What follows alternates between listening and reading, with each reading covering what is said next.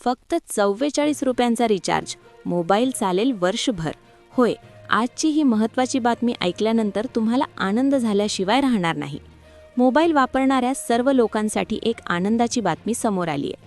आता तुम्ही जर कोणत्याही कंपनीचे सिम वापरत असाल, तुम्ही आयडिया, वोडाफोन, एअरटेल किंवा जिओ वापरत असाल, तर एक नवीन रिचार्जची प्लॅन समोर आला आहे, ज्याच्यामध्ये फक्त 44 रुपयांचा रिचार्ज करून तब्बल वर्षभर म्हणजे 365 दिवस तुम्ही ते सिम वापरू शकता. होय, हे ऐकायला तुम्हाला स्वप्नासारखे वाटत असले तरी याच्या मागे एक गुपित टेक्निक लपलेली आहे, जी तुम्हाला कोणीच सांगत नाही. आज आपण या व्हिडिओमध्ये ती टेक्निक तुमच्यासमोर उघड करणार आहोत. तुम्ही जर दर महिन्याला 299, 399 असे रिचार्ज करून थकले असाल, तर तुमच्यासाठी ही अतिशय आनंदाची बातमी आहे. तुम्ही कोणताही सिम वापरत असू द्या, तुम्ही जिओ वापरताय, एअरटेल वापरताय, वोडाफोन आयडिया वापरताय व भारत सरकारची कंपनी BSNL वापरताय.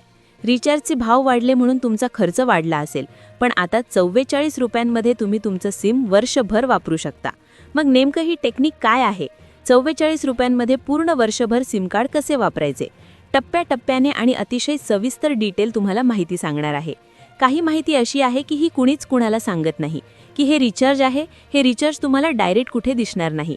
पण यासाठी तुम्हाला एक टेक्निक जर तुम्ही वापरली तर 44 काय, कदाचित 40 रुपयांमध्ये वर्षभर तुम्ही सिम कार्ड वापरू शकता. व हीच गुपित टेक्निक तुम्हाला सांगणार आहे. म्हणून नेमकं तुम्ही असं काय करायचं आहे की ज्यामुळे तुमचं सिम, मोबाईल हा वर्षभर फक्त 44 रुपयांमध्ये सुरू राहील. काय तुम्हाला काम करायचं आहे? मोबाईलवर नेमकं काय करायचं आहे ज्यामुळे तुमचा खर्च कमी होईल? चला तर जाणून घेऊया संपूर्ण सविस्तर माहिती. आजच्या काळात मोबाईल ही चैनीची वस्तू राहिलेली नाही, ती एक गरज बनली आहे. पण सध्या परिस्थिती अशी आहे की रिचार्जचे भाव वाढल्यामुळे सामान्य माणसाचे कंबरडे मोडले आहे. संसदेमध्ये सुद्धा यावर अनेकदा चर्चा झाली असून खासदार राघव चड्ढा यांनी हा मुद्दा पोटतिडकीने मांडला होता. त्यांनी विचारलं होतं की टेलिकॉम कंपन्या इतकी मनमानी का करत आहेत आणि एखादा गरीब माणूस जो महिन्याला फक्त 8 ते 10 हजार रुपये कमवतो, त्याने दर महिन्याला 300-400 रुपयांचा रिचार्ज कुठून करायचा? आपल्या देशातील गोरगरीब जनता ज्यांच्याकडे मोबाईल असतो त्यांच्याकडे कधीकधी रिचार्जसाठी सुद्धा पैसे नसतात. विशेषतः जे लोक 2 सिम कार्ड वापरतात त्यांना तर दोन्ही सिम चालू ठेवण्यासाठी खूप अवघड जातं. आजकाल बँक अकाउंटसाठी एक सिम आणि वैयक्तिक वापरासाठी दुसरं सिम ठेवणं अनिवार्य झालं आहे.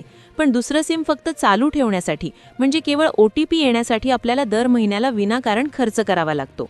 जर रिचार्ज केला नाही तर कंपन्या लगेच इन्कमिंग बंद करतात आणि तुमच्या मोबाईलवर येणारे महत्त्वाचे कॉल्स थांबतात. हे सर्वसामान्य जनतेवर झालेला एक प्रकारचा डिजिटल अन्यायच आहे असं म्हटलं तर वावगं ठरणार नाही. पूर्वीच्या काळी आपण 10 किंवा 20 रुपयांचा रिचार्ज केला की सिम कार्ड किमान 6 महिने किंवा वर्षभर चालू राहायचं. पण आता कंपन्यांनी लाईफटाईम व्हॅलिडिटी पूर्णपणे बंद केली आहे. आता तुम्ही रिचार्ज केला नाही की 2 दिवसात तुम्हाला धमक्यांचे मेसेज यायला लागतात की तुमचं सिम कार्ड बंद केलं जाईल. विचार करा, तुमचा तोच नंबर बँकेत आहे, आधार कार्डला लिंक आहे, पॅन कार्डला लिंक आहे आणि जर तो नंबर बंद झाला तर तुम्हाला किती मोठा मनस्ताप सहन करावा लागेल. बँकांचे हेलपाटे मारणे, आधार सेंटरवर रांगेत उभे राहणे, यात तुमचे हजारो रुपये आणि वेळ वाया जाईल. याच भीतीचा फायदा या मोठ्या टेलिकॉम कंपन्या घेतात आणि तुम्हाला महागडे प्लॅन्स घेण्यास भाग पाडतात. ज्या लोकांकडे 2 सिम आहेत त्यांना तर एका सिमवर इंटरनेट आणि कॉलिंग हवं असतं, पण दुसऱ्या सिमवर फक्त व्हॅलिडिटी हवी असते. तरीही त्यांना नाईलाज असतं दोन्ही सिमवर महागडा रिचार्ज करावा लागतो. अशा लोकांच्या अडचणी लक्षात घेऊनच ही नवीन टेक्निक आज मी तुमच्यासमोर घेऊन आलो आहे. या विषयावर संसदेत जेव्हा चर्चा झाली तेव्हा अनेक मंत्र्यांनी याकडे लक्ष वेधलं की टेलिकॉम कंपन्या ग्राहकांना लुटत आहेत. मोबाईल रिचार्जचे दर अचानक 20% वाढले, कधी 10% वाढले, पण ग्राहकांच्या सोयी मात्र कमी होत गेल्या. इंटरनेटचा वेग मिळत नाही, पण रिचार्जचे पैसे मात्र वेळेवर हवे असतात. या सगळ्या चक्रव्यूहात सामान्य माणूस अडकला आहे.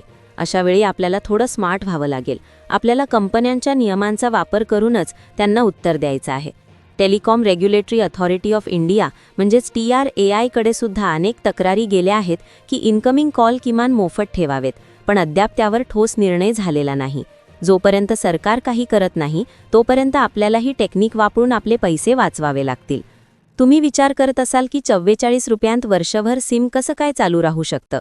तर हे समजून घेण्यासाठी तुम्हाला कंपन्यांचा सिम बंद करण्याचा नेमका नियम काय आहे हे आधी समजून घ्यावं लागेल. कोणत्याही टेलिकॉम कंपनीचा नियम सांगतो की जर तुमच्या सिम कार्डवर सलग 90 दिवस कोणतीही ॲक्टिव्हिटी झाली नाही तरच ते सिम पूर्णपणे बंद केलं जातं. ॲक्टिव्हिटी याचा अर्थ फक्त मोठा रिचार्ज करणं असा होत नाही. जर तुम्ही छोटा रिचार्ज केला, एखादा कॉल केला किंवा इंटरनेट वापरलं तरी ती ॲक्टिव्हिटी समजली जाते. कंपन्यांना फक्त हे हवं असतं की तुमचं सिम कार्ड वापरात आहे. 90 दिवस म्हणजे साधारण 3 महिने होतात. जर आपण या 3 महिन्यांच्या कालावधीचा हुशारीने वापर केला तर आपण आपलं सिम कार्ड बंद होण्यापासून वाचवू शकतो. अनेक सोशल मीडिया प्लॅटफॉर्मवर 44 रुपयांच्या प्लॅनची चर्चा आहे. पण मी तुम्हाला स्पष्ट सांगतो की असा कोणताही अधिकृत प्लॅन कंपनीच्या वेबसाईटवर उपलब्ध नाही. ही एक स्ट्रॅटेजी आहे, एक युक्ती आहे जिला लोक 44 रुपयांचा वार्षिक खर्च म्हणत आहेत. आता ती महत्त्वाची टेक्निक नीट समजून घ्या. समजा तुमचा आज मोठा रिचार्ज संपला आहे. रिचार्ज संपल्यानंतर कंपन्या तुमचे आउटगोईंग कॉल बंद करतील आणि काही दिवसात इन्कमिंगसुद्धा बंद करतील. पण तुमचं सिम कार्ड 90 दिवस पूर्णपणे ब्लॉक होत नाही. मग आपण काय करायचं?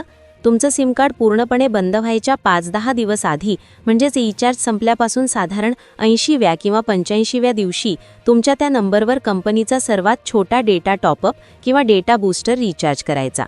आजकाल जिओसारख्या कंपन्यांमध्ये 11 रुपये किंवा 15 रुपयांचे छोटे डेटा प्लॅन्स उपलब्ध आहेत. जेव्हा तुम्ही हा 11 रुपयांचा रिचार्ज करता तेव्हा तुमच्या सिम कार्डवर एक नवीन ॲक्टिव्हिटी नोंदवली जाते.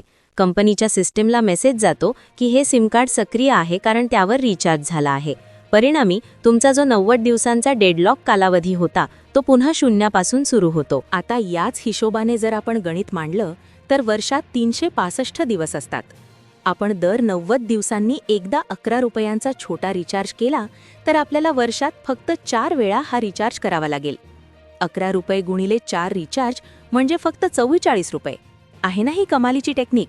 फक्त 44 रुपये खर्च करून तुम्ही वर्षभर तुमचं सिम कार्ड जिवंत ठेवू शकता. यामुळे तुमचं सिम कार्ड दुसऱ्याला विकलं जाणार नाही.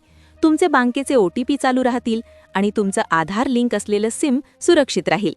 तुम्हाला दर महिन्याला 300 रुपये देण्याची अजिबात गरज नाही. ज्यांना 2 सिम कार्ड चालू ठेवायची आहेत त्यांच्यासाठी हे वरदान आहे.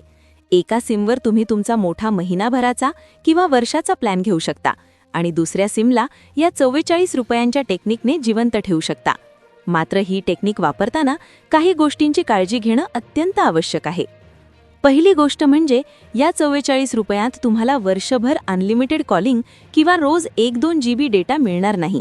हे फक्त आणि फक्त तुमचं सिम कार्ड वाचवण्यासाठी आणि व्हॅलिडिटी टिकवण्यासाठी आहे. दुसरी महत्त्वाची गोष्ट म्हणजे टेलिकॉम कंपन्या त्यांचे नियम कधीही बदलू शकतात.